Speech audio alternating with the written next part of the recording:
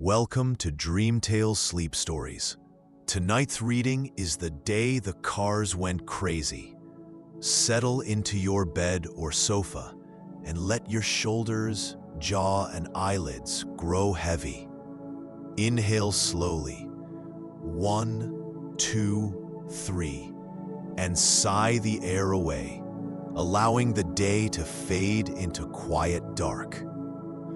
With every soft inhale, you invite fresh English phrases. With every gentle exhale, stray thoughts drift farther off.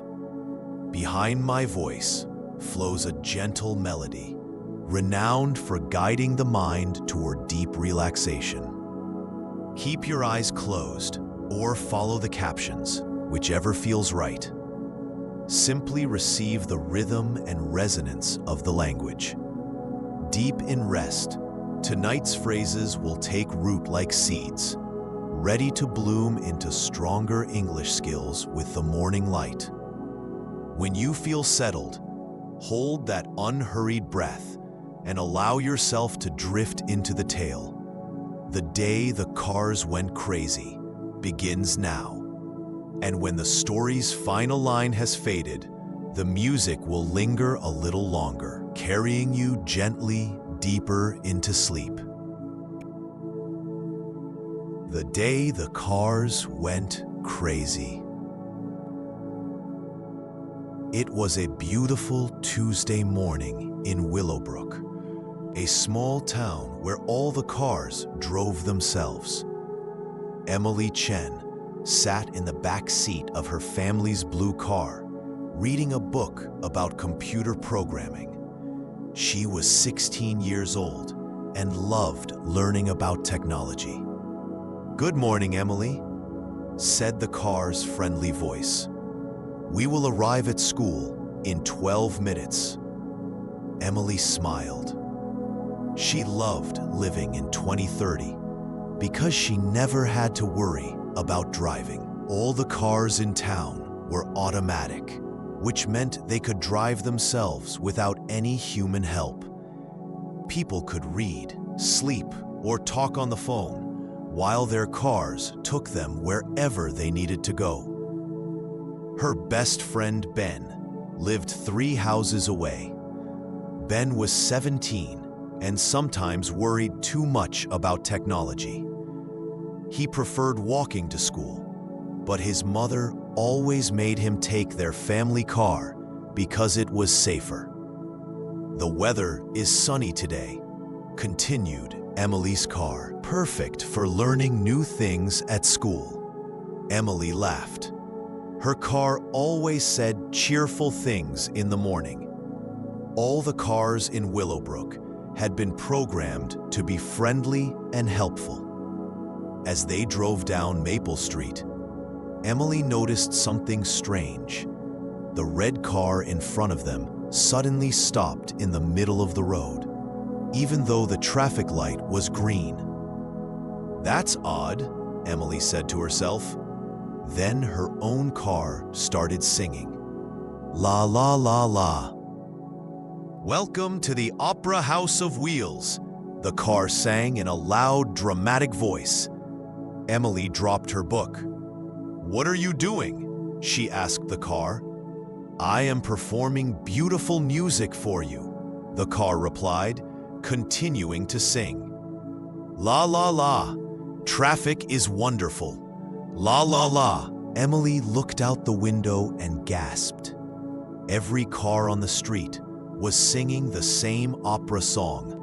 Some cars sang high notes, others sang low notes, and together they created a very loud and very strange concert. People inside the cars looked confused and embarrassed.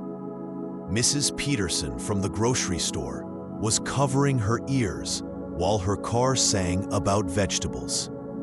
Mr. Williams from the bank was trying to hide under his seat as his car sang about money. "This is definitely not normal," Emily said.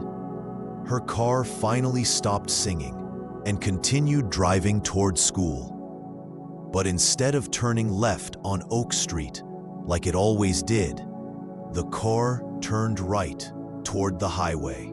"Excuse me," Emily said politely.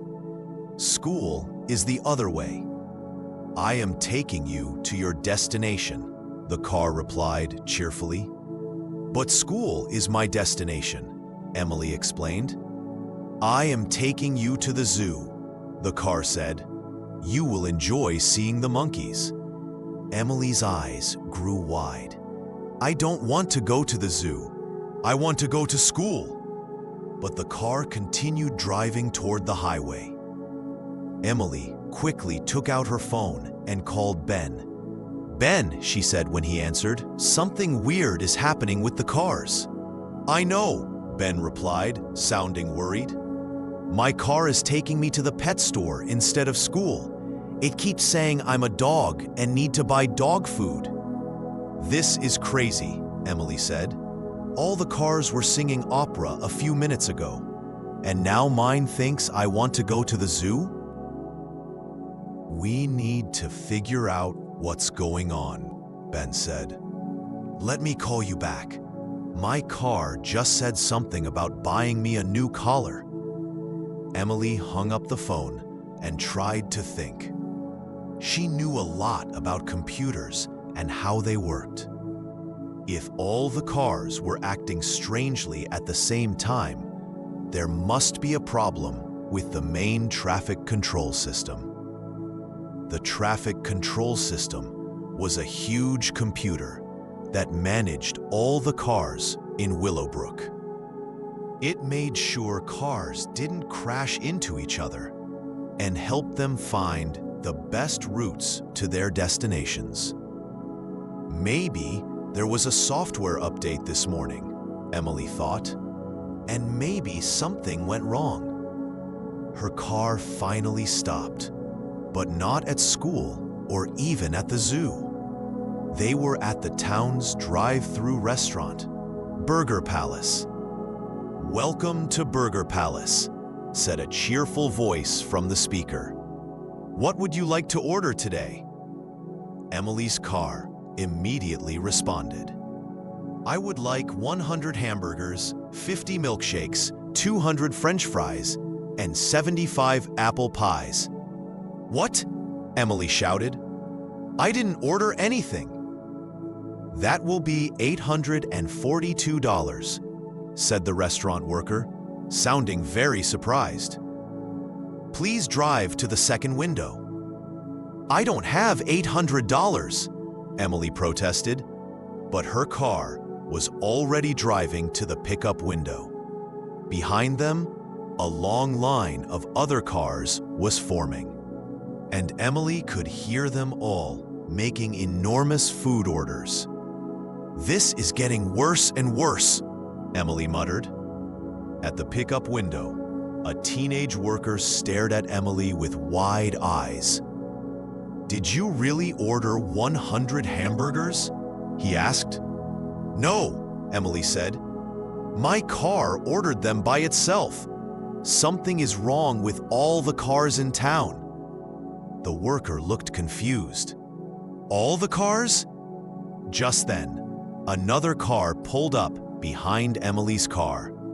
"I would like 300 hot dogs and 50 pizzas," the car announced loudly. "We don't even sell pizzas," the worker said weakly. Emily's phone rang. It was Ben again. "Emily, where are you?" Ben asked. "My car finally stopped, but I'm at the animal hospital. The car told the veterinarian that I need a health check because I'm a golden retriever." "I'm stuck at Burger Palace," Emily said. "My car ordered enough food for an entire football team." "This is terrible," Ben said. "We have to do something. The cars are going completely crazy." Emily looked around. More and more cars were arriving at Burger Palace, all making ridiculous food orders. Some cars were ordering birthday cakes, even though it wasn't anyone's birthday. Others were trying to order items that didn't exist, like rainbow sandwiches and flying French fries. "Ben, I think I know what might be happening," Emily said. "There must be a bug in the traffic control system. Something is making the cars confused about what they're supposed to do." "Can we fix it?" Ben asked hopefully. "Maybe," Emily said. "But first we need to get out of these cars and find the main control center. Do you know where your car is taking you next?" "I don't know, but the veterinarian is trying to put a leash on me," Ben said nervously. Emily thought quickly. "Try to tell your car that you want to go to the town square. Maybe we can meet there." "Okay, I'll try," Ben said. Emily took a deep breath and spoke clearly to her car. "Car, I would like to go to the town square, please." "I am taking you to the circus," the car replied. "You will enjoy the elephants." "No, not the circus," Emily said firmly. "The town square, the place with the big fountain in the center of town." "Ah, yes," the car said. "The fountain where fish live. I will take you to see the fish." It wasn't exactly what Emily had asked for, but at least the car was going to the right place. The town square did have a fountain, though there were no fish in it. As they drove through town, Emily saw chaos everywhere. Cars were driving in circles around the library. Others were lined up at the fire station, apparently thinking they needed to be cleaned like fire trucks. Some cars had stopped in the middle of intersections and were having conversations with each other in their artificial voices. "Hello, blue car," one car was saying. "What is your favorite color?" "I am a blue car, so I suppose my favorite color is blue," the other car replied. "Interesting. My favorite color is also blue, even though I am red." Emily shook her head. The cars were more confused than she had thought. When they finally reached the town square, Emily was relieved to see Ben waiting by the fountain. He looked exhausted and was holding a dog leash. "The veterinarian gave me this," Ben explained when Emily got out of her car. "She said I need to exercise more and eat better dog food." "This is getting ridiculous," Emily said. "Look around." The town square was filled with cars that seemed to be having a party. Some cars were playing music, others were flashing their lights, and a few were driving in slow circles around the fountain as if they were dancing. "We need to get to the traffic control center," Emily said. "It's in the basement of the town hall. If we can access the main computer, maybe we can figure out what's wrong." "But how do we get there?" Ben asked. "Our cars aren't taking us where we want to go." Emily smiled. "We walk." Ben looked nervous. "But what if something dangerous happens? What if the cars try to follow us?" "Ben, the cars think you're a dog, and they think I want to see elephants," Emily said. "I don't think they're going to hurt us. They're just confused." They started walking toward the town hall, which was only 3 blocks away. Behind them, Emily's car began honking its horn. "Emily, Emily," the car called. "Where are you going? The circus is this way." "Sorry, car," Emily called back. "I'll see you later." As they walked, they saw more and more evidence of the car's strange behavior. Outside the post office, the mail delivery car had dumped all the letters in a pile and was trying to build a fort with them. At the park, several cars were lined up at the duck pond, apparently trying to go swimming. The cars don't understand what they're supposed to do anymore, Emily observed. It's like they've forgotten their basic programming. When they reached the town hall, they found the main entrance blocked by 3 cars that were trying to get inside the building. "We want to vote," one car was announcing. "It is election day for automobiles. There's no such thing as election day for cars," Ben said. "The cars don't know that," Emily replied. "Come on, let's try the back entrance."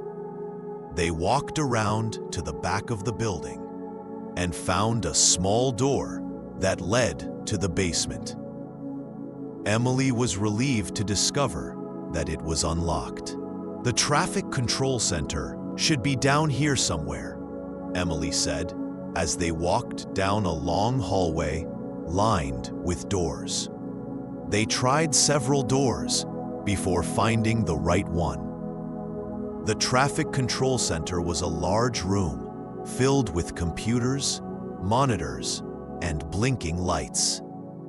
In the center of the room was a huge screen that showed a map of Willowbrook with colored dots representing all the cars in town. "Wow," Ben said, looking around in amazement. "This place controls every car in town?" "That's right," Emily said, sitting down at one of the computer terminals. "And look at this." On the screen, Emily could see that all the colored dots were moving in random patterns instead of following the normal traffic routes. Some dots were going in circles, others were clustered together in strange places, and a few were moving back and forth like they couldn't decide where to go. "The system is definitely broken," Emily said, typing commands on the keyboard. "Let me check the system logs to see what happened." After a few minutes of searching through computer files, Emily found what she was looking for. "Here it is," she said excitedly. "There was an automatic software update at 6 o'clock this morning.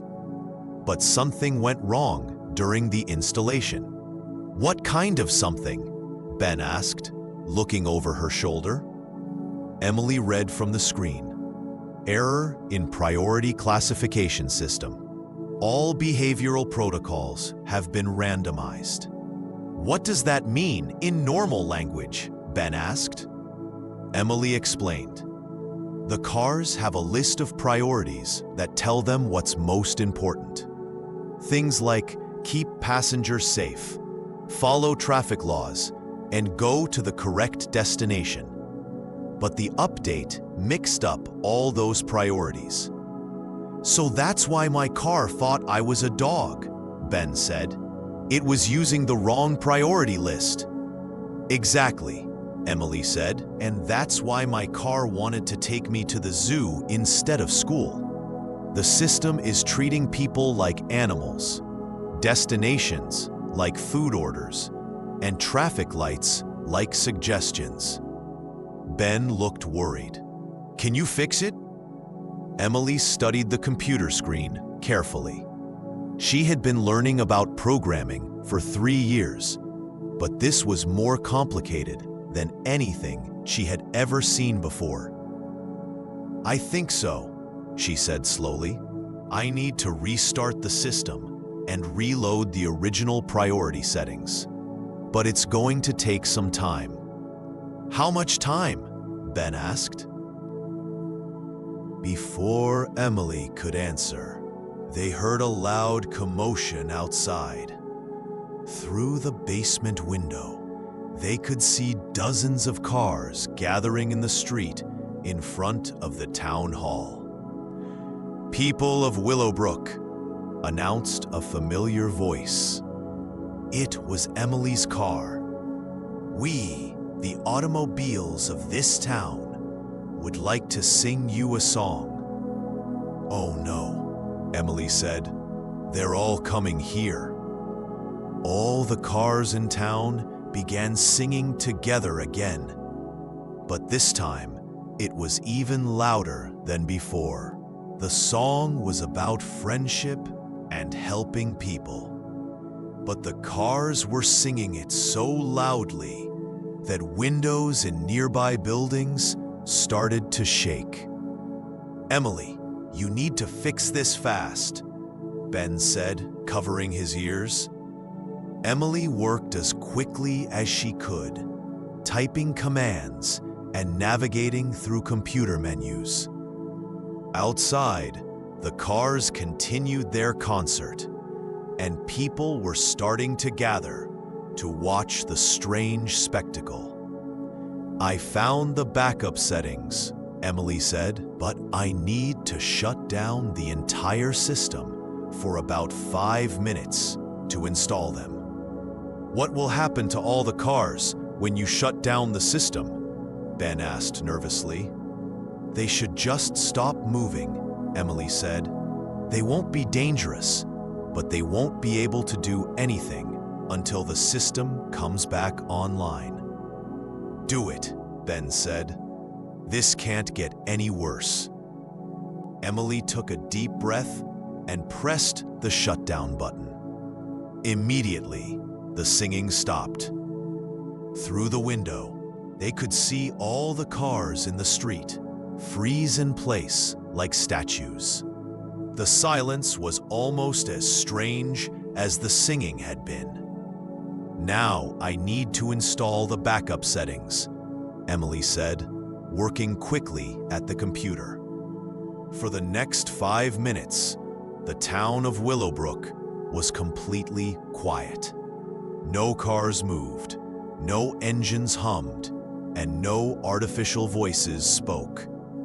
People got out of their cars and stood around looking confused and a little worried.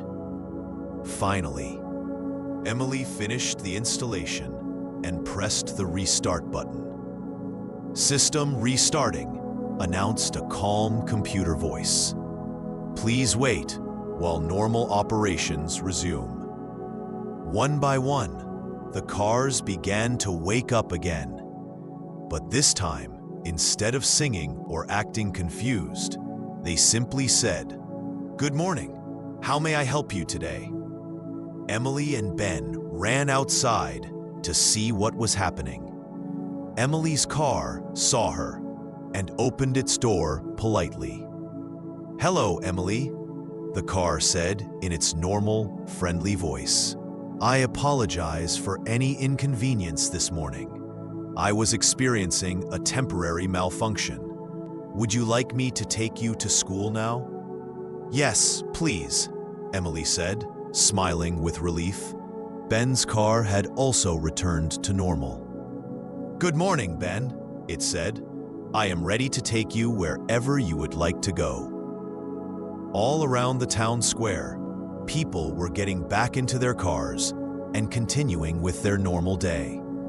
The mail delivery car was properly delivering letters. The cars at Burger Palace were making reasonable food orders, and the traffic lights were being obeyed again.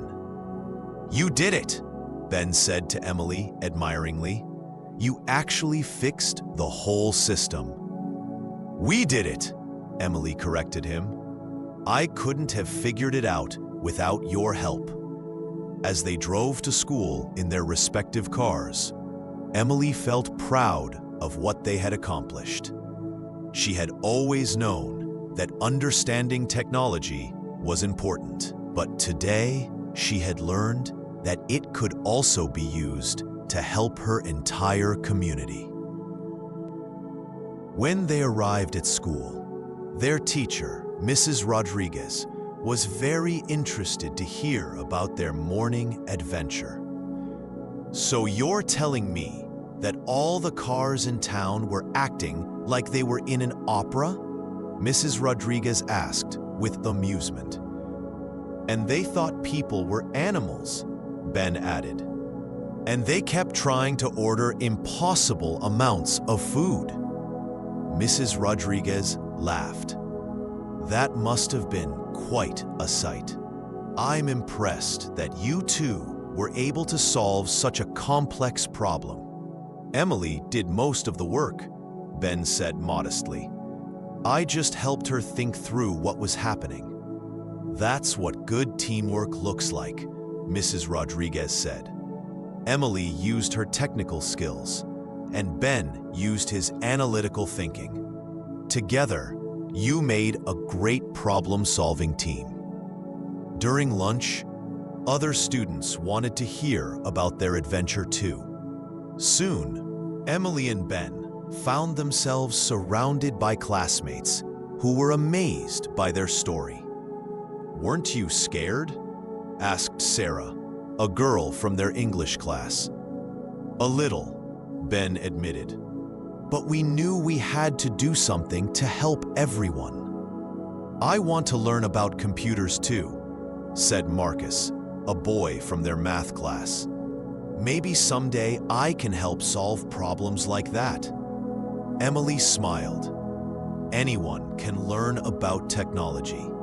You just have to be curious and willing to try new things. That afternoon, as Emily rode home in her car, she reflected on the day's events. The car was driving perfectly normally now, taking her straight home without any detours to zoos or circuses.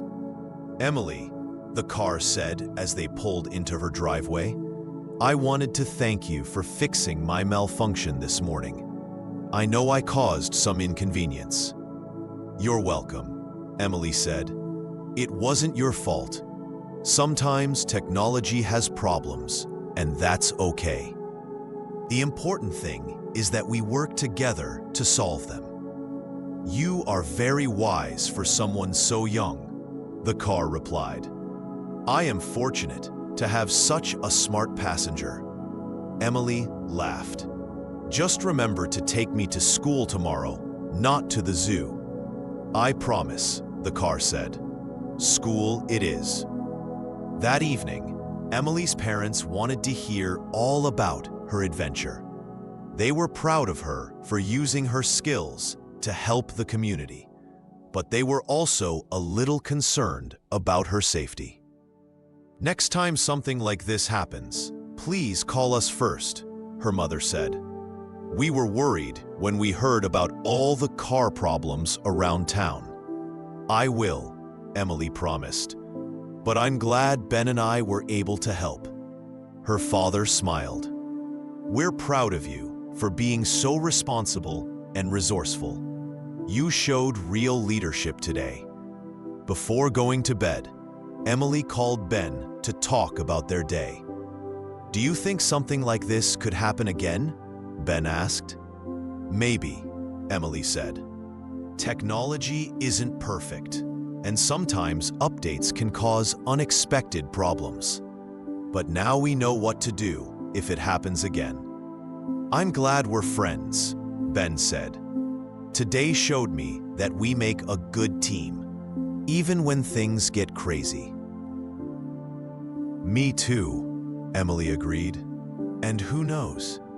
Maybe someday we'll start our own technology company and help solve problems for people all over the world. The Emily and Ben Technology Solutions Company, Ben suggested with a laugh. I like that, Emily said. As long as we promise never to make cars sing opera.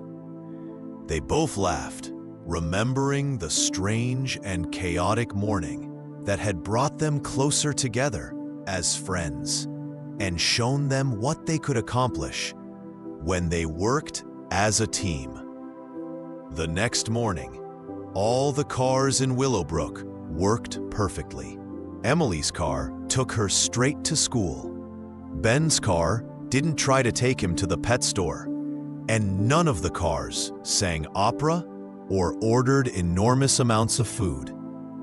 But Emily and Ben would never forget the day the cars went crazy and how they had worked together to bring order back to their town. It was a day that taught them both important lessons about friendship, problem solving, and the power of knowledge to help others. From that day forward, whenever anyone in Willowbrook had a technology problem, they knew exactly who to call. Emily and Ben, the town's youngest but most capable tech support team. And Emily's car never forgot to say thank you each morning when it picked her up for school.